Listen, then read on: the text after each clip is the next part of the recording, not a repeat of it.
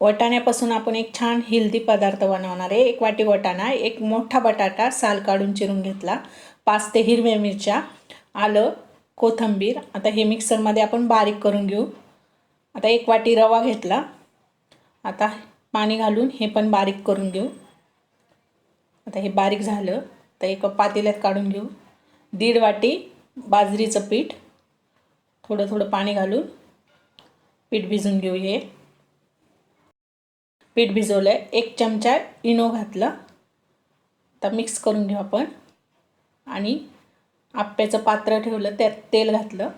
आता आप्पे घालून घेऊ आपण आणि बारीक गॅसवर 10 मिनिटं ठेवू एका बाजूने। आता दुसऱ्या बाजूने पण 10 ते 15 मिनिटं ठेवू, बारीक गॅसवरच करायचे। हे झाले आपले बाजरीच्या पिठाचे आप्पे तयार।